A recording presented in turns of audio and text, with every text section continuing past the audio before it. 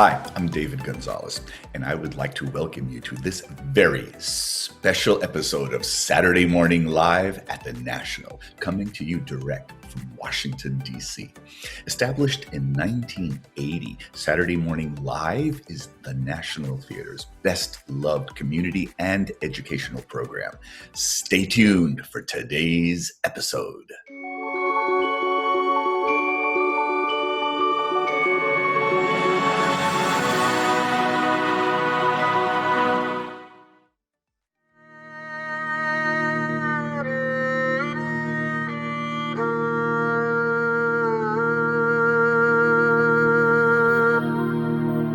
Welcome to Gonzo's Multiverse, where we're going to look at the very small, the very large, and everything in between, plus some amazing artist friends, some cool characters, music, poetry, and some surprises. Let's get on with the show.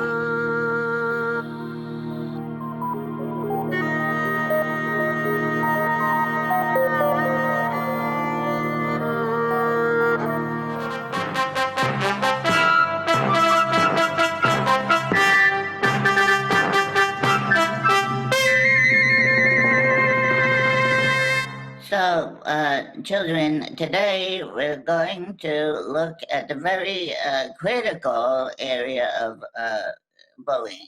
I want to say that bullying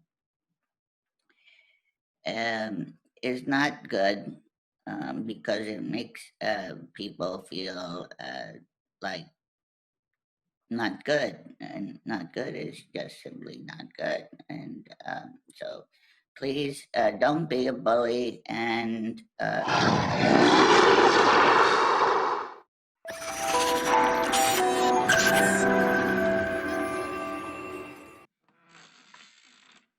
Here's one for you, Donnie. Why did the pony get sent to his room? I ain't got no idea why. He wouldn't stop horsing around. All right, here's one. What do you call a cow that eats your grass? I have no idea. What do you call a cow that eats your grass? A lawn mower. You get it? A lawn mower.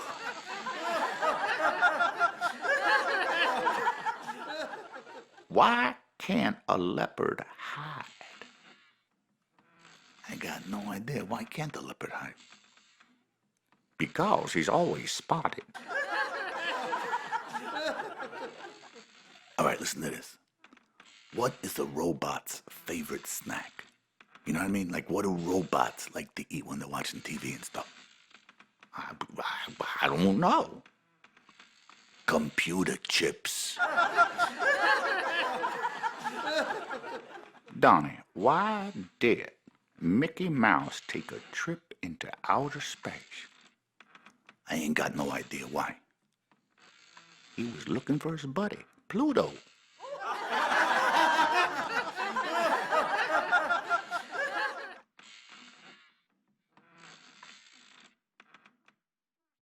Welcome to Gonzo's Multiverse, where all kinds of strange things can happen. Your hair might turn into flames. Your brain might open to new ideas in Gonzo's Multiverse. Welcome.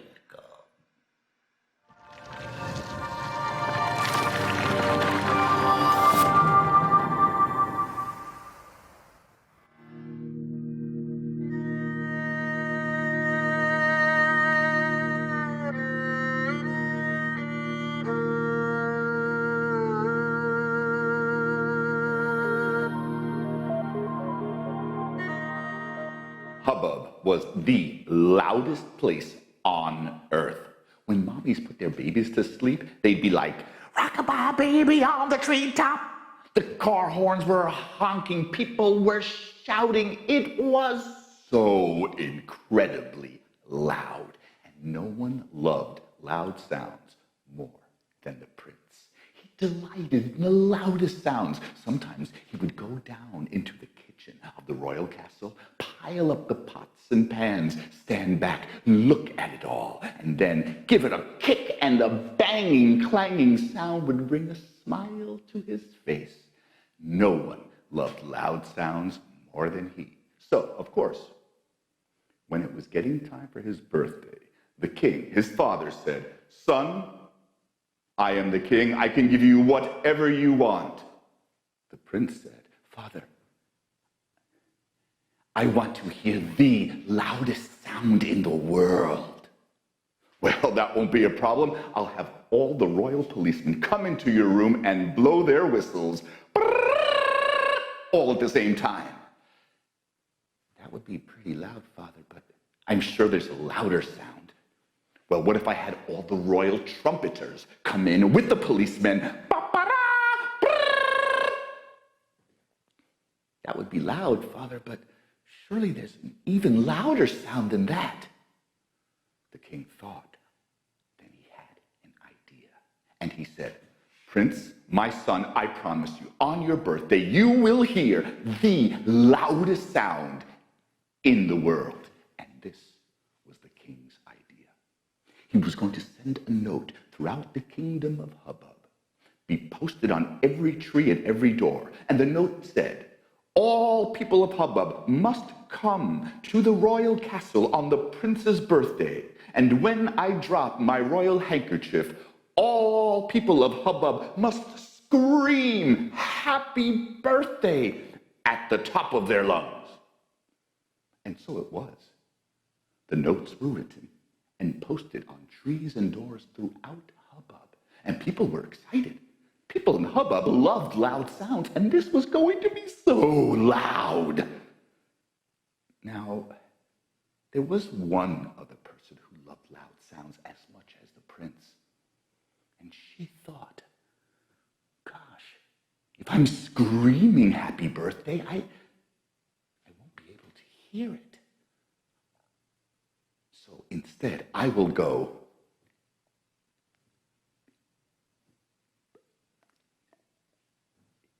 and that way I can hear it. Now, I mustn't tell anybody, but I will tell Mary. And she told her neighbor Mary, and he said, "Mary, when it's time to scream happy birthday, just go like this. And that way you can hear it. But don't tell anyone. Do you promise?" "I promise." But Mary told Bob, and Bob told the baker, who told the butcher, who told the candlestick maker, and then it was time for the prince's birthday. 1,000 people gathered beneath the balcony of the prince's room. He stood out there, his father with him. They looked out at all the people of Hubbub. The king took out a white handkerchief, and they knew what to do. He waved it in the air, and when he tossed it, and when it floated to the ground, everyone said,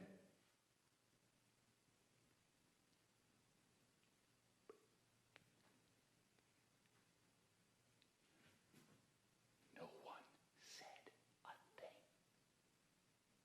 And the king, who had promised his son the loudest sound in the world, became angry, furious. He was about to blow a fuse. He was about to scream when he heard his son say,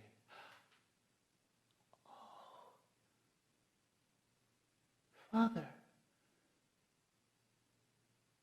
I can hear the birds singing. I hear the breeze in the trees. I hear the crickets. I hear my own heart.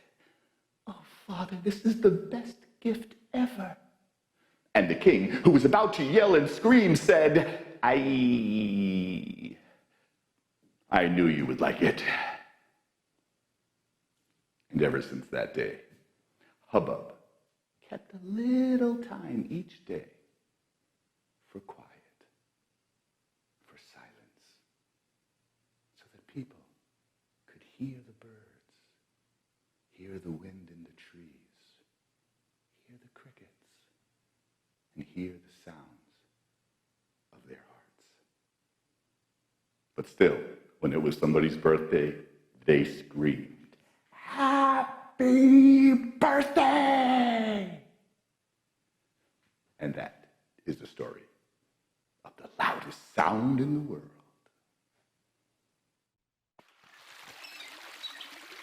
A deafening silence. Such is the loudest sound known to man, but only the silence can quell the beast that is noise. A deafening silence. Such is the loudest sound only to be quelled by the ears that heard, and stillness brought forth from events that turn.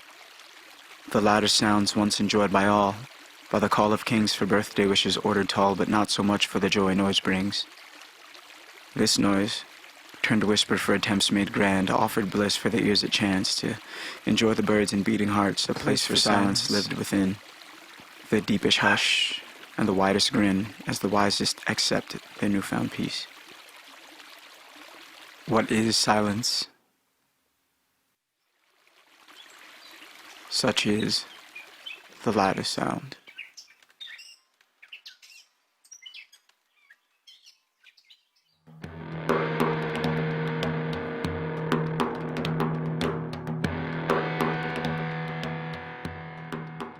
Hey, that was amazing. And I'm so happy to be here with Yo. Hello. That's Yo's name is Yo. It is. So cool. Musician, poet, and I got to say a giver of beauty because it's just the way it is. I heard it. So I got some questions for you. Yeah. What's your earliest, like, what are your roots? Like, where do you trace your artistry back to? Whew. I would say I trace my artistry back to dance. An older cousin of mine had me involved in some like West African dance classes when I was younger, and I guess that was my first introduction to like movement or like engaging the world outside of the limitations that society sort of sets for you. With movement, there's so much freedom and you can go every which way, and I guess it sort of gave me that perspective. So the freedom of dance broke out. What's the connection between dance and writing for you? Rhythm. So everything kind of has a pulse and a beat, and even if you're not going to like a particular rhythmic or music element, there is always that pulse or there's that life in both. And I think that's where the synchronicity sort of lies.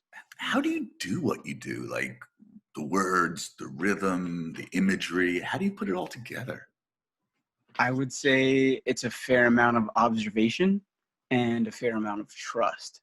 So it's either observation in the sense like physically, like I can look at something and sort of piece these things together, or I use my imagination. I like close my eyes and the words sort of like pop into my head, and then I can see these things, and from there, that's where the trust comes in, and I kind of trust my brain to formulate these connections that may seem random at first to sort of tell a tale. I've seen you perform live, and it's amazing what you can do. So incredible. What's your hope as a musician and a poet in the world? What do you want your work to do? Honestly, I feel like this is something I've thought of for a while, but I feel like I want my work I want it to reach everywhere. I kind of want it to reach places that you wouldn't expect one's Like where? music to reach. Opposite ends of the world. Like I want it to like reach people that don't speak my language. I feel like that's the most beautiful thing. Like there are already so many layers with communication and boundaries and barriers that prevent us from communicating with people that are different from us. But I feel like music or like sound is like the one thing that's universal. Is there anything else you want to say before we sign off? It's just a pleasure to have you. Yeah, just lots of love, lots of peace for anyone that's watching. Be kind, spread that love, spread that happiness, and be well. Great.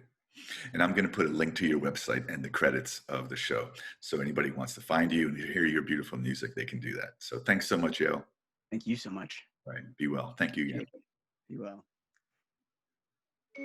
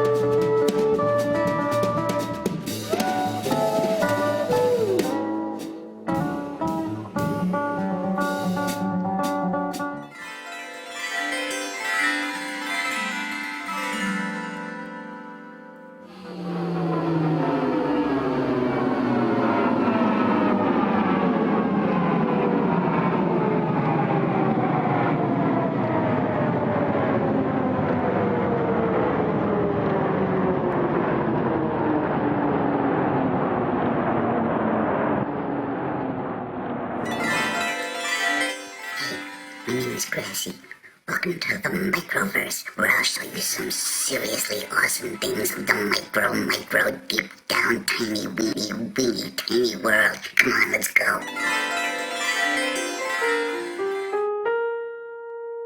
Can you guess what this is?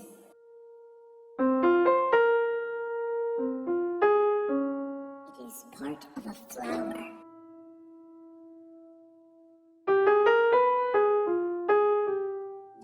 The petals.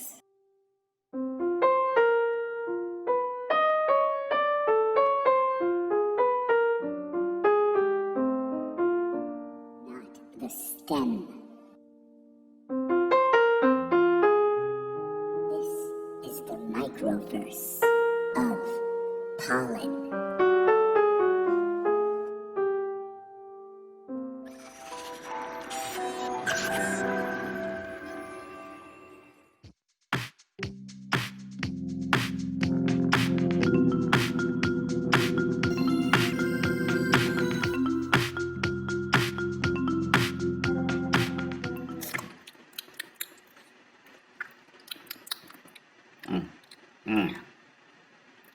You know what I don't like? People always saying that the grass is greener. The grass is not always greener. No, it ain't. I should know. I'm a deer. I eat grass for breakfast, lunch, dinner, and even a midnight snack. I know grass. And grass is not always a greener. Sometimes the grass is yellow. Sometimes the grass is brown. Sometimes there's no grass at all. Sometimes there's mud. So, no, the grass is not always greener. Trust me, people will say things they don't really know about, so you have to go yourself and see with your own eyes and taste with your own mouth. The grass is not always greener. That's what I say, and I should know.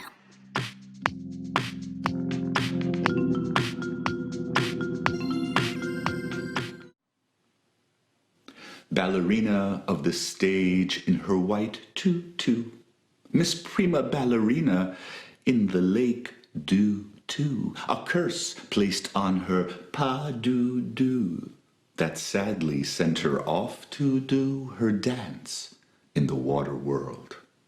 Though her feet are now webbed, her arms turned to wings, her leaping days snapped like a broken harp string. Still the long sway of her neck and her white downy gown remain. Oh, angel, apparition, vision from beyond, the ducks and the birds and the fish of the pond wish they could glide like you, be side by side with you. With rapturous eyes, their stature would rise, their graces would surely increase. Oh, Miss Prima Ballerina, may your water dance never cease.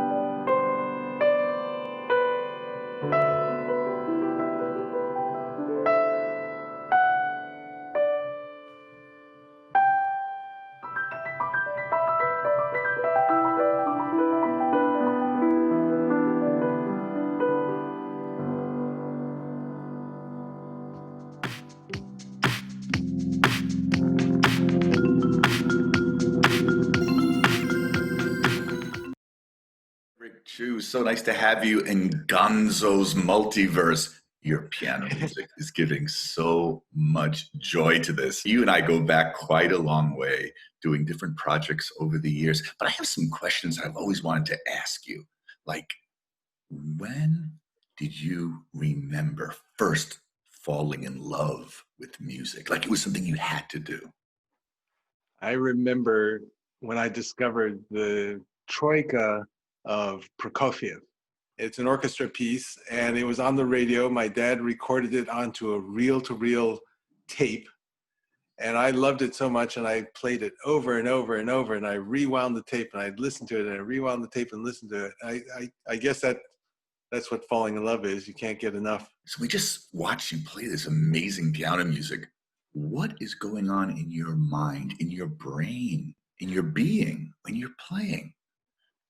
Well, I think the most important thing about playing music on the piano and listening to music on the piano is that it exercises something that's in all of us, which is to multitask, to do more than one thing at the same time.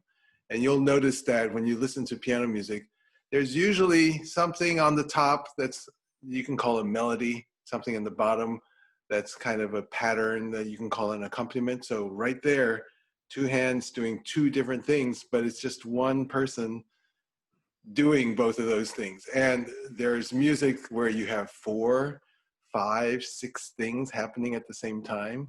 And you have 10 fingers doing things. 10 fingers. So in theory, I could do 10 things at the same time. The good thing about piano is that it's so enjoyable and so fun, and it can change your mood. It can make you, go to so many different places, but it has that multitasking multiple things, multiple layers. That's what I'm trying to create. What do you want your music to do in the world? I want to inspire people to want to play. I want to inspire them to want to listen. I want to inspire them to read up on the stories of the pianists and the composers who wrote for the piano. And what would you say to someone who wants to start practicing music but doesn't really know what to do? I think piano is the way in. Piano is the doorway into life, as I like to say. It's not an escape from life, it's a doorway into life. Press the right buttons at the right time with the right finger. Frederic Chiu. Well, you've opened doors for us today. Thank you so much. Thank you for having me. It's great to see you as always. All right, likewise here. Frederic Chiu will put his website up at the end of the show. Thank you. Bye. Bye now.